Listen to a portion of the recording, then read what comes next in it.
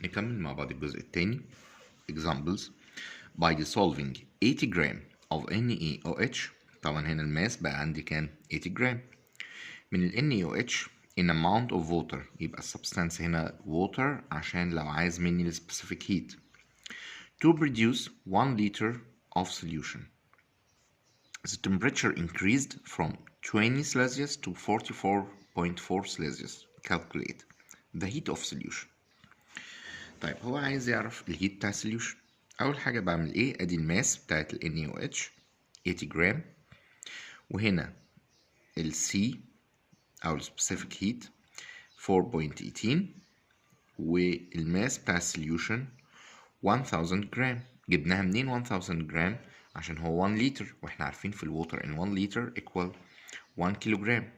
وهنا عندي بحسب بايه؟ طالما هنا الماس بالجرام والسبيسيفيك هيت بالجول بير جرام، يبقى برضو الماس كله بالجرام، فهنا هتبقى 1000 جرام. T1 و T2 هعمل ايه؟ ادي T1 و T2 من 20 ل 44. نخلي بالنا من فين لفين، يبقى دي T1 ودي ال T2. طيب ال QB هعمل ايه؟ طبعا انا عشان هجيب دلتا اتش، وعشان اجيب الدلتا اتش لازم اجيب الكيو بي زي ما كنا قايلين فوق. يعني شايفين هنا انا عايز اجيب الدلتا اتش، طب لازم اجيب ايه؟ الكيو بي، وبعد كده اجيب ايه؟ الان، واجيب الدلتا اتش بتاعتي. فاحنا مشيناها خطوه خطوه. المهم ان الكيو بي ام سي دلتا تي هنحسبها. طبعا ليه خدنا هنا الام 1000؟ عشان احنا بنجيب هنا الكيو بي بتاع التشينج اللي حصل في الووتر، فتلاقي لي النمبر ده. طيب the molar mass of NaOH، فبنقول له هنا المولر ماس بتاع ال NaOH بجيب الايه؟ الماس بتاع السبستانس اللي هي صوديوم هيدروكسيد اللي هو 80 اوفر المولر ماس ال Na ب 23 وال O 16 وال H1 هتديني 40 جرام بر مول، يبقى 80 over 40 يبقى equal 2 مولز. طيب يبقى هنا الدلتا اتش بتاع السوليوشن ده النمبر اللي طلع لي هنا، تمام، over ايه؟ over 2. طيب في حاجة اتعملت هنا، احنا حسبنا هنا بالكيلو جول. طبعا هنا بنحسب بالكيلو جول، وهنا بيطلع لي النتيجة بالجول، فأنا لازم أحول من جول لكيلو جول. بعمل إيه؟ بعمل divide 1000 على طول. طبعا divide 1000 أهي بقت 101. طيب the solution is exothermic. ليه exothermic؟ عشان النتيجة طلعت بالنيجاتيف زي ما هي. طيب النمبر اللي كان فوق ده المفروض كان بالبوزيتيف، بس انا دايما بحط هنا في ايه؟ نيجاتيف. لو هو كان طلع لي بالنيجاتيف بحط فيه هنا نيجاتيف، هيطلع لي النتيجة بالبوزيتيف. بروبلم تانية بيقول لي ايه؟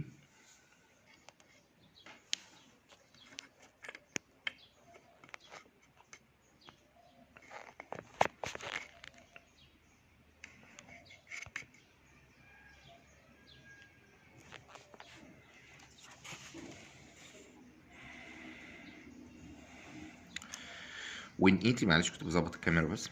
when 80 gram of ammonium nitrate are dissolved in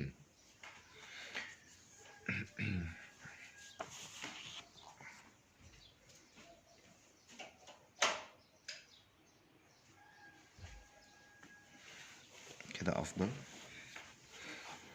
when 80 gram of ammonium nitrate are dissolved in an amount of water to form 1 liter of solution. يبقى أنا جبت 80 جرام من الأمونيوم نيتريت دوبتهم في إيه؟ كمية من الووتر 1 لتر. The temperature decreased from 20 to 14، يبقى دي T1 ودي T2. Calculate the heat change accompanying this dissolving process. Does this heat change express the molar heat of solution and why؟ شوف كده واحدة واحدة. قال لي أول حاجة هنا ادي ال M بتاعت ال NH امونيوم نيتريت NH4NO3 80، والسي هنا، وادي ال M بتاع السوليوشن 1000 زي اللي فاتت عشان 1 لتر. ال T1 20 وال T2 14. خلي بالنا ان دايما T2 نيجاتيف T1، هنا الام ادي 1000 وادي السي 4.18 عشان الووتر طبعا اللي انا دوبت فيها، والتي 2 نيجاتيف تي 1 هتبقى 14 ماينس 20. شايفين اللي انا عملتها دي هي اللي خلت النتيجة بالنيجاتيف. تخيلين لو انت لخبطت وخليت الكبير بس هو الاول، ده خطأ رهيب. لازم نشوف هي من ايه لايه. فهنا بقى الناتج كله بالنيجاتيف بالجول، وهحولها لكيلو جول عشان اعمل الكيو بي. طيب the molar mass of NaH4 NO3 ادي ال N 14 الهيدروجين 4 من الهيدروجين بقى 4. طيب بعد كده ال N 14 برضو 3 باي 16 80 جرام بير مول. هنا هقول 80 over 80 لان ده النمبر اللي هو جابهولي كان 80 جرام اهو اللي انا كتبته هنا over النمبر اوف مولز او المولر ماس بتاع السبستانس 80، فادتني 1 مول. هنا بقى ادي الدلتا اتش سوليوشن نيجاتيف كيو بي اوفر ان هتبقى نيجاتيف باي نيجاتيف، ادتني ايه بوزيتيف، يبقى ده ايه اندوثيرميك. بيقول لي هنا does this heat change express the molar heat of solution and why. Yes, the heat change is expressing the molar heat of solution. ليه؟ because the amount of solute الأمونيوم نيتريت 1 مول والفوليوم بتاع ال resulting solution 1 لتر. يبقى ده عبارة عن إيه؟ عبارة عن المولر هيت بتاع السوليوشن. يبقى التغير الحراري اللي حصل ده بيوصف express the molar heat of solution. المولر هيت، المصطلح المولر هيت بتاع السوليوشن. قال لي ليه؟ قال لي عشان هو كمية السوليوت كانت 1 مول والفوليوم بتاع الريزولتنج سوليوشن 1 لتر. يبقى هو كمية الليكويد 1 لتر وكمية السوليوت 1 مول، فيبقى هو كده عمل لي مولر هيت. طيب والسوليوشن ده عبارة عن اندوثيرميك، يبقى is the solution exothermic or endothermic؟ طبعا طالما بالبوزيتيف يبقى endothermic solution. نشوف اللي بعده. Explanation of the source of the heat solution. Dissolving process is affected by 3 factors. يبقى dissolving process بتتأثر بثلاث حاجات. ايه هما؟ attraction force between particles. في طبعا attraction force قوة تجاذب ما بين البارتكلز وبعضها، تمام، بتاع مين؟ السولفنت. وفي برضو attraction force ما بين البارتكلز بتاعت السوليوت، يبقى المادة اللي أنا بدوب فيها في بينها وبين بعضها attraction force. وفي المادة اللي بتدوب برضو بينها وبين بعضها attraction force، فده كله بيأثر. ده مش كده وبس، ده في attraction forces بقى جديدة بتحصل ما بين البارتكلز بتاعت السولفنت والسوليوت. نشوف هنا كده المنظر اللي عندي ده.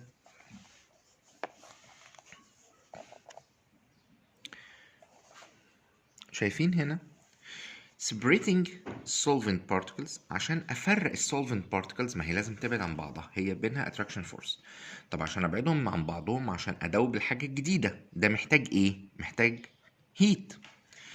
طيب فهنا بيقول لي ايه؟ step 1 it's an endothermic process. دي عملية هتاخد heat because an amount of energy is absorbed to overcome. يعني كمية من الهيت هتمتص عشان تتغلب على overcome the attraction forces between the particles of solute، عشان تتغلب على قوة التجاذب ما بين البارتكلز بتاعت السوليوت وبعضه. طيب separating solute particles. السوليوت ده البارتكلز بتاعته لازقة في بعضها متحدة مع بعضها، هو احنا لقيناه بالمنظر ده. عشان ابعد البارتكلز بتاعته عشان تدوب في ده مش محتاج برضو energy فبرضو ده endothermic process، برضو هتعمل absorbed the energy to overcome the attraction force between the particles of solute with each other. طيب لما يتحدوا مع بعض نفس الكيميكال رياكشنز اللي فاتت قلنا واحنا بنعمل breaking down للبونز كان بتحتاج ايه؟ heat. لما البونز دي او البارتكلز دي بتتحد مع بعضها وبتتلم مع بعضها بتخبط في بعضها بتطلع انرجي. هنا برضو نفس الحكايه، الcombination of solvent particles والsolute particles. دي بقى dissolving process، عملية الذوبان نفسها دي بتبقى exothermic process. ليه؟ because an amount of energy is released، كمية من الانرجي بتخرج امتى؟ when solvent particles are combined، لما solvent اتحدت مع البارتكلز بتاعت السوليوت. لقوا بعض بقى، يا انتوا وحشني من زمان، الهيت طلعت. طيب the change in the heat content هيبقى زي برضو chemical reactions. هنقول ايه؟ الدلتا اتش بس الاولانيه هتبقى بوزيتيف طبعا، والتانيه هتبقى بوزيتيف، والتالته دي هتبقى ايه؟ نيجاتيف ساين. انا بعمل ايه؟ بعمل كولكت لكل دول، اشوف هو هيطلع هيت في الاخر ولا هياخد هيت في النهايه يعني. فبقول له الدلتا اتش من الاخر دلتا اتش 1 بلس دلتا اتش 2 بلس دلتا اتش 3، ده هيبقى بوزيتيف وده بوزيتيف ودي اللي نيجاتيف. هنا بقى بيقول لي ايه؟ if the solvent is water، لو السولفنت هو الووتر، وده اغلب اللي بنلاقيه عندنا، so the dissolving process is called hydration. يبقى لو السولفنت ده هو الووتر تبقى العمليه دي اسمها ايه؟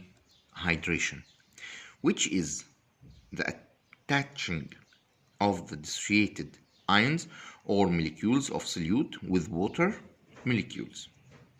يبقى ايه هي الهيدريشن؟ هنقول عليها attaching، التصاق او التحاق dissociated ions، الايونز المتفككه or molecules بتاعت السوليوت with water molecules، التحاق دي مع دي، تجمع ده مع ده.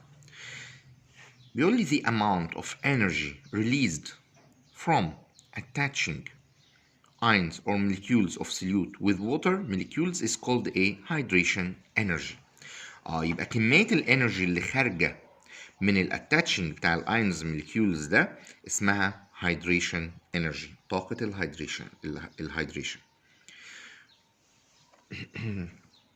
What is meant by the hydration energy of silver ion equal negative 510 kilojoule per mole. هقول له نفس الديفينيشن، the amount of energy released from attaching 1 mole of silver ions with water molecules equal 510 kilojoule. هنا بقى بنشوف the type of dissolving process exothermic or endothermic is determined by the sign of the value of delta H. طبعا هنا بيقول لي ايه بقى؟ في حالة ما يبقى exothermic بيطلع هيت، في الحالة دي هيبقى دلتا اتش 3 اللي هو بتاع اتحاد الموليكيولز بتاعت السولفنت والسوليوت مع بعض أكبر من الدلتا اتش بتاع السبريشن اوف solvent والسبريشن اوف solute. تمام كده؟ فهنبص نلاقي الدلتا اتش بتاع السوليوشن less than 0. less than 0 يعني بالنيجاتيف. اوكي، هنا طبعا اهو بيوضحها لي، بيقول لي ان السولفنت بلس سوليوت دي separated particles اللي هو الجزيئات اللي متباعدة عن بعضها او ابتعاد الجزيئات، الانرجي بتاعتها قليلة، اقل من الايه؟ من الانرجي اللي طالعة من اتحادهم مع بعض. تمام؟ طب الكلام ده ليه؟ عشان هما لما اتحدوا مع بعضهم، برضو بننزل لتحت، خلي بالكم، هما لما اتحدوا مع بعضهم بقوا مستقرين او مبسوطين، وهما كده لقوا كل واحد لقى اللي هو عايزه، فالانرجي اللي هو كان عاملها، عارفين مثلا تبص تلاقي ايه؟ بابا مثلا يقول لك انا كنت وانا شاب كنت عصبي وكنت اي حد اكلمه واضربه وكنت او ماما مثلا ممكن تقول لك ده انا ما كنتش بطيء حد يكلمني، في ناس كده يعني. هو حصل ايه لما بعد دلوقتي؟ لا انا ما بقتش كده. ايه اللي حصل؟ هو لما اتجوز لقى استقرار اكتر، بقى الانرجي اللي هو محتاجها، هو مش محتاج الانرجي دي كلها عشان يتعامل مع الناس. ليه؟ لانه هو بقى اكثر استقرارا، فالانرجي دي خرجت في وقت من الاوقات. هنا برضو ده نفس الشيء، هنا السوليوشن بقى هادي، بقى مستقر، بقى مرتاح، فالانرجي الزياده دي لا لا لا خدوها خلاص انا مش عايزها، طلعوها بره. تمام كده؟ فنبص نلاقي هنا، بصوا السوليوشن بقى مستقر جدا، بقى تحت، فالسولفنت والسوليوت دول كانوا شايلين انرجي كتيره قوي، فكانوا مخزنين انرجي، ف نبص نلاقي ان الانرجي فيهم كانت كبيره، فانا خدت انرجي كتير عشان افرقهم عن بعضهم او ابعدهم عن بعضهم. سوري، بعدوا عن بعضهم، ما خدتش انرجي كتير عشان ابعدهم عن بعضهم، اسف. هم بعدوا عن بعضهم، الانرجي اللي كانت لازمه عشان يبعدوا عن بعضهم اقل من الانرجي اللي طلعت من اتحاد دول مع بعضها. فببص لقيت ان الحكايه بقت طب مطلعه انرجي. هقولها تاني، هم دول مايلين ان هم يبعدوا عن بعض، خلاص، ودول حابين او ان هم يقربوا من بعض، فدول لما قربوا من بعض ادوني انرجي اعلى عشان الهيت كونتنت بتاعتهم اصلا قليله. الهيت كونتنت بتاعتهم ايه؟ قليله، فعشان كده نزلت لتحت. دول الهيت كونتنت بتاعتهم كبيره، وفي نفس الوقت انا محتاجتش هيت كتيره عشان افرقهم عن بعضهم، خلاص. زي ما بيقولوا هم اساسا عصبيين لوحدهم فبعاد عن بعض، يعني مش طايقين اصلا حد، فاول ما قلت لهم بس كده ابعدوا عن بعض راحوا بعدين، تمام. فما خدتش هيت كتيره. دولت اول ما جمعتهم على بعض بقوا اكثر استقرارا وطلعوا هيت كتير. اوكي، ليه؟ عشان الفرق ده من ده. قلنا ده الدلتا اتش بقى هيبقى في اللحظه دي بتاع الاتنين مع بعض. هنا بقى على العكس موضوع الاندوثيرميك، اللي حصل انا خدت انرجي كتيره قوي عشان ايه؟ عشان افكك الموليكيولز بتاعت الايه؟ بتاعت السليوت بارتكلز والسولفنت بارتكلز، ولما اتجمعوا مع بعض ما طلعوش انرجي كتير، مش مرتاحين قوي مع بعض، ده كانوا هنا احسن. فنبص نلاقي هنا، بصوا الانرجي هنا اقل من الانرجي هنا. اوكي، فايه اللي حصل؟ يبقى الدلتا اتش بتاعتي هتبقى كبيرة، فده هيبقى أكبر من الزيرو، هتبقى بالبوزيتيف، فهتبقى بوزيتيف ساين، فهتبقى اندوثيرميك. هنا طبعا عشان أعمل سبريت للبارتكلز بتاعت السولفنت والسليوت خدت انرجي كتيرة قوي، والانرجي اللي خرجت لما هم اتحدوا مع بعضهم مش كبيرة. فايه اللي حصل؟ فببص الاقي نفسي طلعت لفوق فبقت بالبوزيتيف. ده السليوت والسولفنت الهيت كونتنت بتاعتهم في النص ما بين ده وده، يعني اللي كأني بعمل الافريج بتاعتهم. واللي حصل بصوا هنا السوليوشن اعلى منهم، فمشيت في الايه؟ في اتجاه البوزيتيف. يا رب تكونوا فهمتوا الجزئية دي. هنا بيقول لي الاكزامبل if 1 mole of caustic potash اللي هي KOH اللي هي البوتاسا الكاوية، caustic soda اللي هي NaOH، يبقى كلمة caustic معناها OH، بوتاش اللي هي بوتاسيوم، caustic soda اللي هي صوديوم. المهم if 1 mole of caustic potash is dissolved in water where the heat which is required to separate solvent particles is 50 kilojoule, the heat required to dissociate solute particles 100 kilojoule, and the hydration energy is 400 kilojoule. يبقى أنا عشان أفك السولفنت احتجت كام؟ 50 كيلو جول. عشان أفك السليوت عن بعضه البارتكلز بتاعته 100 ايه؟ كيلو جول. والهيدريشن انرجي، الانرجي اللي طلعت بقى لما دول اتحدوا مع الووتر كانت 400 كيلو جول. فهعمل ايه؟ هقول له دلتا اتش 1 دلتا اتش 2 دلتا اتش 3. طبعا 50 بلس 100 نيجاتيف 400، صح كده؟ لان دي بالنيجاتيف ودول بالبوزيتيف، دول absorbed انما دي ايه؟ released. فبص الاقي 5، سيبكم من كل الوش ده. هنا طبعا دي بتاعت المفروض ان انا اقول له ايه؟ دلتا اتش اوف سليوت، دلتا اتش اوف سولفنت، وهكذا. دي دلتا اتش اوف سولفنت بدل ما اقول دلتا اتش 1 ودلتا اتش 2، انا مش حابب دي. يعني انا هنا هقول ايه؟ دلتا اتش هنا في مين؟ ال 50 سولفنت، دلتا اتش سولفنت، وهنا 100 كيلو جول بتاعت ايه؟ السليوت، يبقى اقول له دلتا اتش سليوت، وهنا دلتا اتش اوف ايه؟ اوف سوليوشن او سوليوشن، واروح اعملها. طبعا دي بالنيجاتيف ودول بالبوزيتيف، اقول له 50 بلس 100 نيجاتيف 400 هتديني نيجاتيف 250 كيلو جول. يبقى السوليوشن ده اكسوثيرميك عشان الانرجي released from hydration process is greater than the sum of energies absorbed to separate the particles of each of the solute and solvent from each other.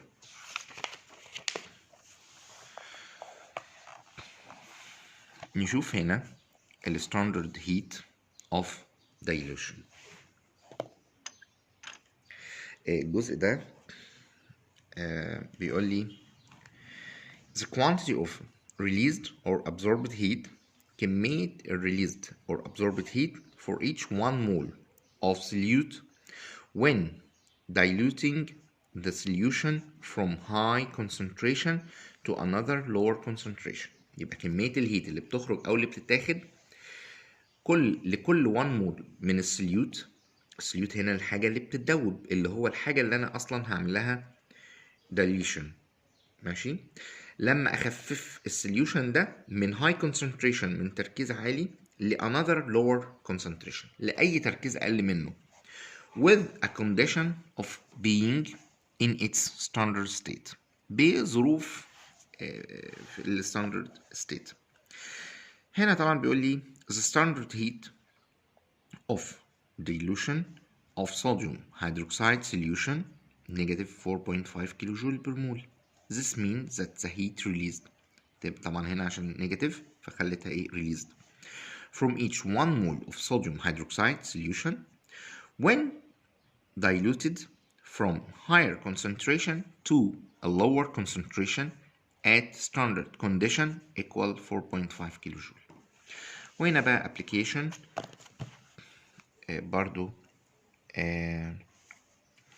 when 1 mole of sodium hydroxide dissolved in 2 different amounts of water. أنا جبت صوديوم هيدروكسيد solid أهو، دوبته في كميتين مختلفين من الووتر. The heat of solution differs.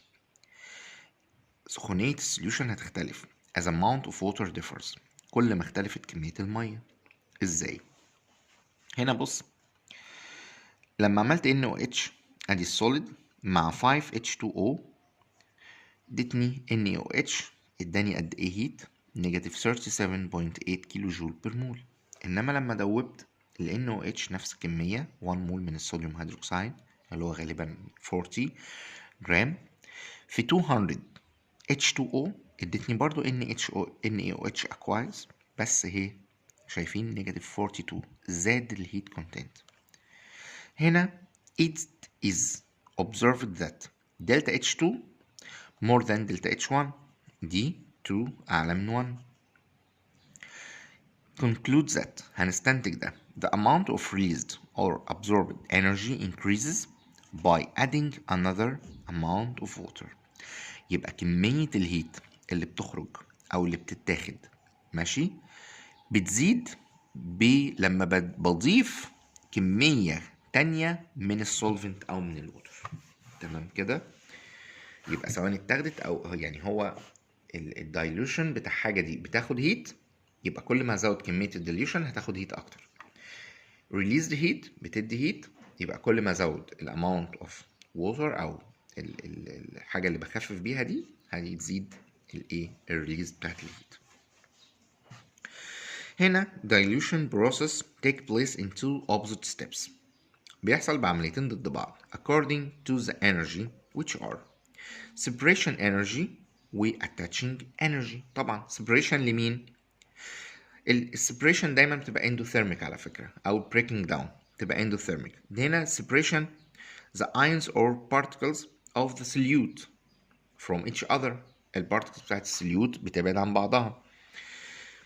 in the concentrated solution needs absorbing an amount of energy، فهي محتاجة عشان تبعد بعضها عن بعضها في concentrated solution دي كمية energy. طيب attaching energy لما السبستانس دي بقى تقابل الووتر، يا سلام، يا وحشاني من زمان يا ووتر، فيبدأوا يطلعوا هيت.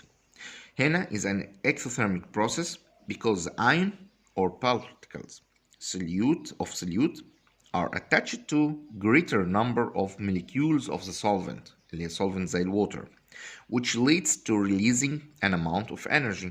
يبقى أنا البارتكلز بتاعت المادة اللي بخففها لما تلتقي بالمادة اللي بخفف بيها، يعني أنا مثلا عندي HCl هيدروكلوريك أسيد عايز أخففها في الووتر، لما الموليكيولز بتاعت ال HCl تتقابل مع ادي ال HCl، أول ما يتقابل مع الموليكيولز بتاعت الووتر اللي هيتخفف فيها يحصل إيه؟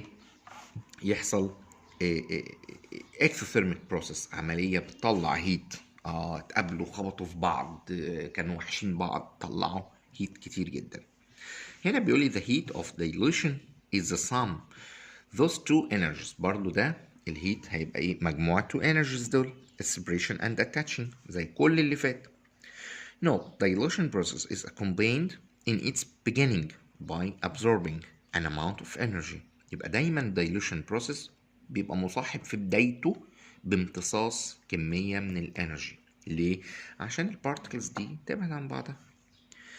As increase the number of water molecules، زي ما قلنا لما بزود كمية النمبر بتاعت الووتر molecules during dilution leads to separating the ions or the molecules of the solute from each other in the higher concentration solution which requires absorbing an amount of energy. بتحتاج في الأول دايما إن هي تمتص كمية من الانرجي، يعني في الأول خالص بتاخد انرجي، بعد كده بقى عشان تتفك، بعد كده أول ما يقابلوا بعض يبدأوا يطلعوا الإيه؟ الانرجي.